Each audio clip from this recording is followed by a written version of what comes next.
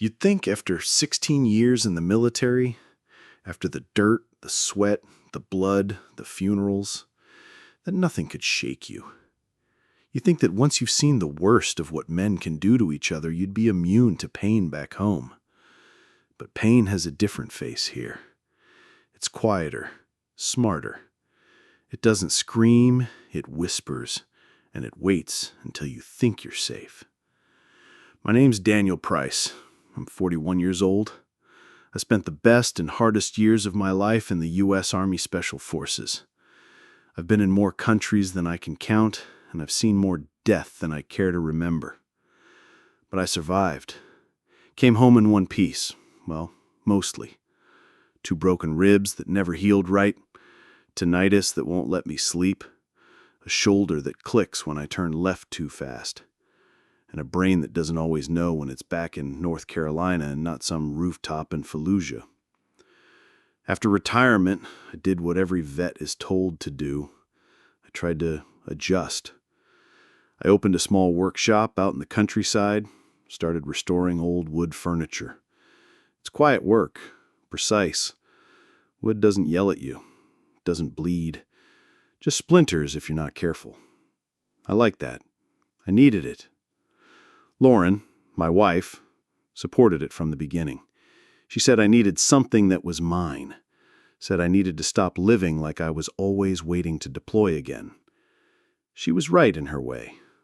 She usually was. We met 12 years ago when I was back for a short leave. She worked at the local high school, bright smile, sharp wit, the kind of woman who didn't flinch when she found out what I did for a living. She called me Soldier Boy for weeks before she ever used my first name. That used to make me smile. Now, I can't even remember the last time she called me anything at all. We married fast, military fast. She moved in with me, we made a home out of a rented place near Fort Bragg, and we learned to live in 6-month chunks. 6 months together, 6 months apart. Rinse and repeat. When our son Caleb was born, everything shifted. I started thinking about what kind of father I was going to be, what kind of man I needed to become. That's when I put my retirement papers in. Lauren cried when I told her. She said she was proud. She said she was relieved. And I believed her. The last 3 years were good, simple, routine. Wake up, make coffee, drop Caleb at school, head to the shop, work with my hands until dinner. She had her job, her friends, the PTA meetings, the bake sales. She was always busier than me, always surrounded by people, always buzzing with energy. I used to love that about her. She was light to my shadow. She kept the house alive. But money got tight. The workshop was never meant to make us rich. We were holding on, but barely. And when I got the offer for a 4-month private security contract overseas, guarding an oil exec in the UAE, it felt like the right thing to do. Big paycheck, low risk, quick in and out. Lauren didn't like it. She said it felt like I was going backward. She said we'd make it work without it. But I could see the bills on her desk, the look in her eyes when she thought I wasn't paying attention. So I left. Told her I'd be gone 120 days tops. I packed the old go bag, kissed her in the driveway, ruffled Caleb's hair, told him I'd bring back something cool, and I left, thinking I was doing the right thing. I came back in 91 days. The client pulled out early. Nothing dramatic, just budget cuts. I didn't warn Lauren. Figured I'd surprise her. I even picked up flowers at the airport. Stupid, I know, but I hadn't done that in years.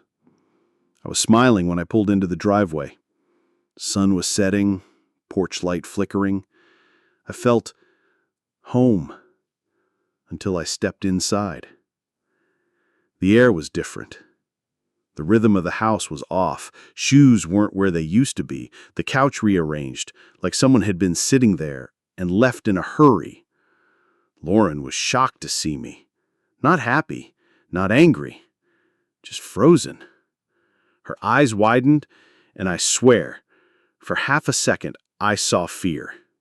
Not joy, not relief, not even confusion, just plain fear.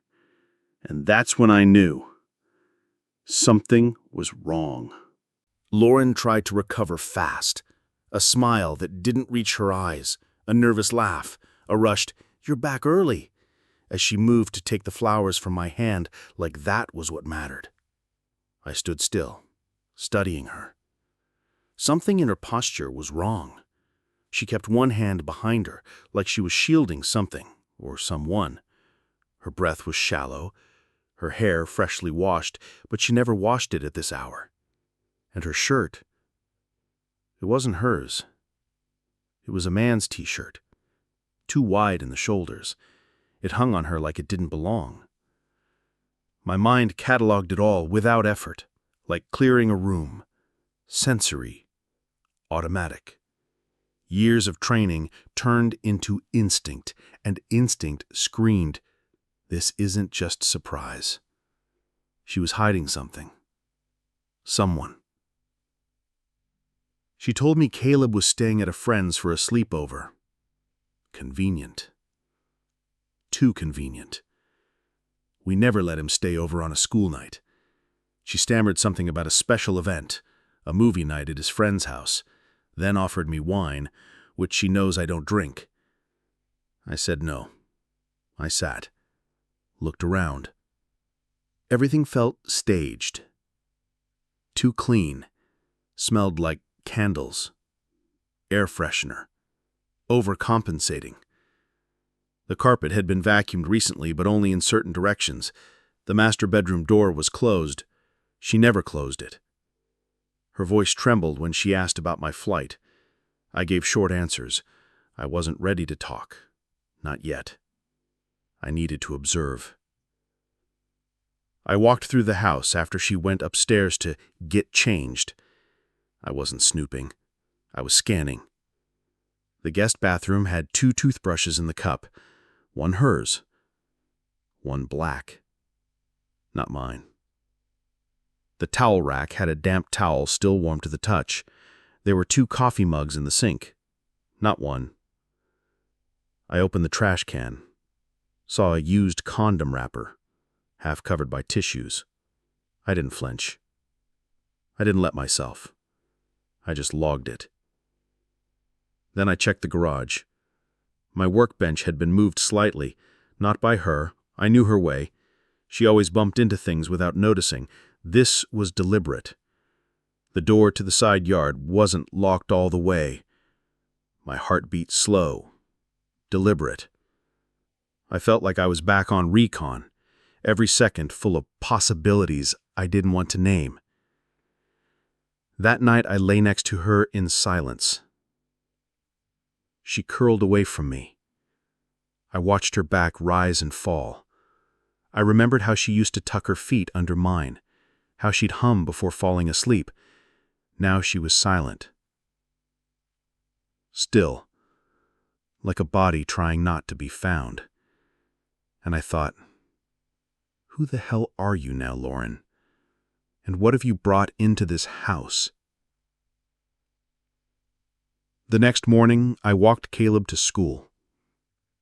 He was happy to see me. He talked nonstop about video games, school drama, his new favorite cartoon. I asked about his weekend. Casually, like a dad should. He mentioned that Mr. Shane came over last week to help Mommy fix something. I asked who that was. He shrugged. One of her friends from school. He gave me a toy car. Mommy said not to tell you because it was a surprise. There it was. The first real fracture. I dropped him off, drove home, and sat in my truck in the driveway, staring at the front door. I didn't want to go inside. The house was supposed to be safe, a place I bled to earn. But now it felt contaminated, violated. Like someone had walked through it with muddy boots and touched every part of my life. I didn't scream. I didn't accuse. I went to my old locker in the garage, pulled out the mini spy cam I'd once used in a freelance job for a buddy running private intel. Small, discreet, Wi-Fi enabled. I installed it that afternoon in the corner of the living room, another in the hallway, and one hidden behind a vent in the master bedroom. I didn't feel like a husband anymore. I felt like an operator. Detached, focused. I told Lauren I had a meeting with a contractor in Asheville the next morning. I didn't. I just needed to leave the house. Give her room to think I was gone, to see what she would do when no one was watching, or at least when she thought no one was. I parked 2 blocks down, watched the feed from my phone, and what I saw wasn't just a betrayal. It was routine. I sat in the truck with my phone balanced on the dash, the live feed flickering through the screen, and it felt like I was back on Overwatch. But this wasn't a combat zone. This was my street, my front porch, my living room, and my wife, the woman who used to cry every time I left for a mission, was in the center of the frame, acting like the life we built together was some kind of temporary rental she didn't bother locking the door to. At first, nothing happened. She moved around the house like normal, wiped the counter, turned on music. She looked relaxed, like a woman finally exhaling, like the mask she wore around me could finally come off. I watched her check her phone, smile, type something fast, and then, just like that, she walked into the bedroom and changed. Not into sweats or pajamas, no. She put on lingerie, black, new, something I'd never seen. Then she sprayed perfume, lit candles, and poured herself a glass of wine. She wasn't preparing for bed. She was preparing for someone. I don't know why I stayed watching. I could have shut it off, could have driven away, but I didn't. I sat there, frozen, as a black SUV pulled into the driveway 15 minutes later and a man stepped out. Tall, muscular, confident in that way you only get when you've done this before. He didn't knock. She opened the door before he even reached it. And they kissed. Not quickly, not awkwardly. They kissed like it was theirs. Like that house was theirs. Like I was the stranger in this story. They moved to the living room. He grabbed her by the hips and spun her into him like it was rehearsed. She laughed. He pulled off his jacket, then his shirt. She ran her hands across his chest like it was familiar terrain. And I just sat there, watching my entire life crack open like a rib cage. She moaned his name, not mine, not even close to mine. They didn't go straight to the bedroom, no. They had sex on my couch, the one I built with my own hands, where I'd once held her the night we brought Caleb home from the hospital, where we sat for movie nights, Christmas mornings. Now it was nothing but a set piece for someone else's performance. Her head thrown back, his hands under her shirt, her nails dragging down his spine. No shame, no pause, like this was just what they did, like this was normal. I could hear her voice in the background through the feed, laughing, begging, whispering, saying things she hadn't said to me in years, maybe ever. I saw her face and realized something terrifying. She looked alive. Not like the tired, distant woman I'd lived beside the last year. This version of her was vibrant, sexual, wild. She had given up pretending, and I was never part of that version. But that wasn't all. Because an hour later, another car pulled up, and out stepped a woman. Same SUV model, different driver. She walked in like she'd been there before. No knock, no hesitation. Walked past the guy, gave him a nod, and went straight to Lauren and kissed her, full on the lips. deep, familiar, like it was routine. And Lauren kissed her back. They weren't confused. They weren't nervous. They all knew each other, knew the drill. The guy moved aside, let them kiss, then joined.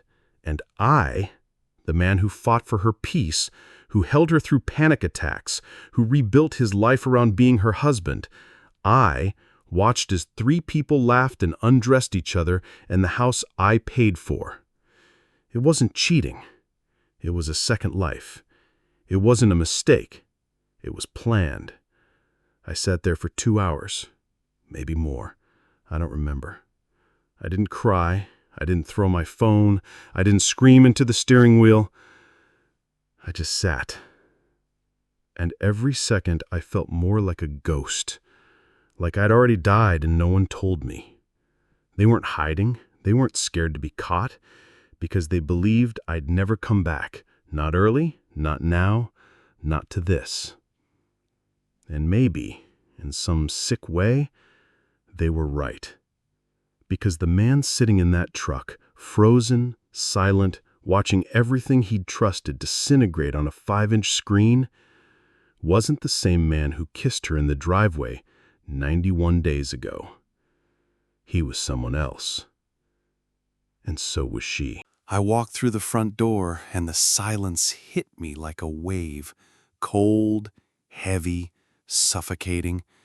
The only sound was the faint crackle of candles burning low on the coffee table in the living room, the last flicker of warmth left in a house that used to be ours. Lauren was sitting there on the couch, eyes lifting slowly to meet mine. No shock, no fake surprise, no tears. Just a calm, almost detached look, like she'd been waiting for this moment, like it was inevitable. She wasn't scared, she wasn't pleading, she wasn't even pretending anymore. It was a quiet surrender. I set my bag down but didn't speak right away. The weight of everything we'd lost hung thick in the air between us, louder than any shouting could have been.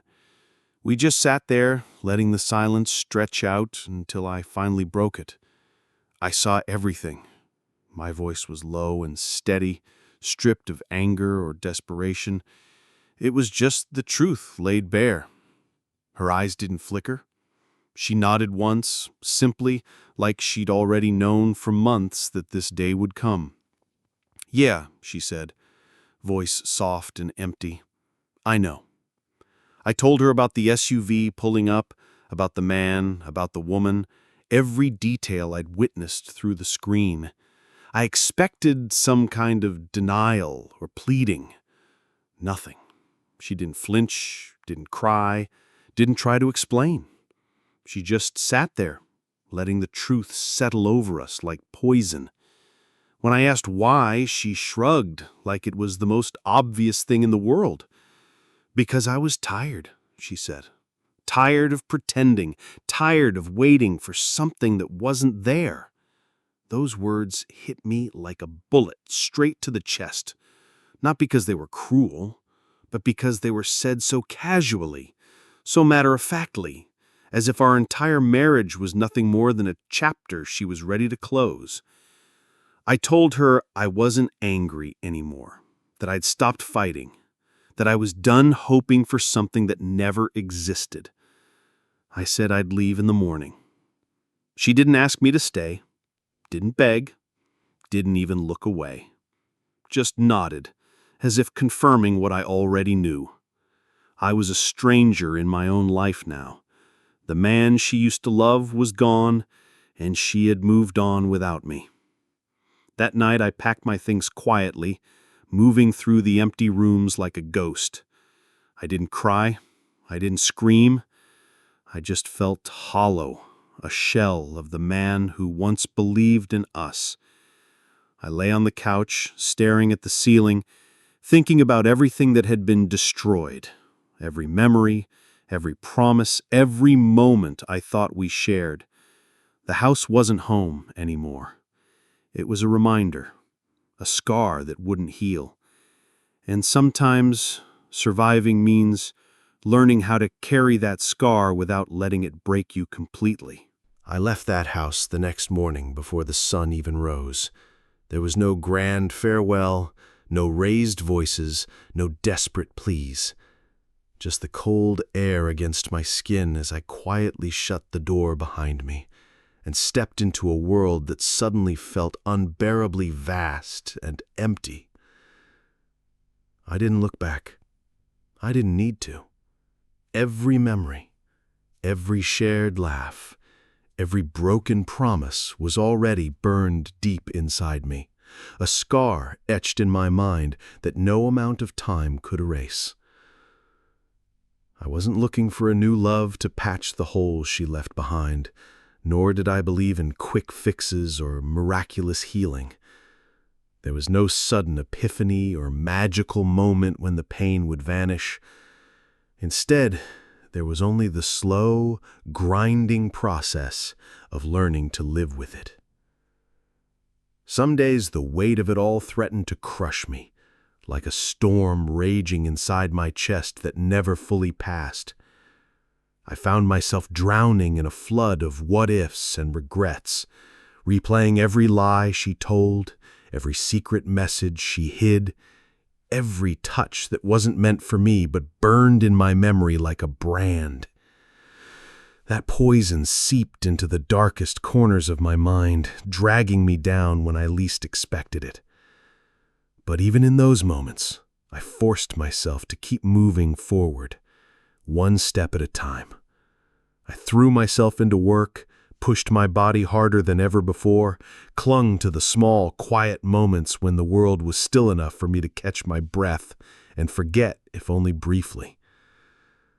Other days I felt nothing at all. Numb, hollow, like a soldier who had survived a battle but lost a piece of his soul. I stopped asking why, stopped searching for answers that never came. Instead, I learned to carry the silence and the emptiness she left behind, the betrayal that wasn't loud or explosive, but was suffocating in its quiet persistence. It didn't make me less of a man. It didn't erase the years I gave her, the trust I placed so blindly in her hands.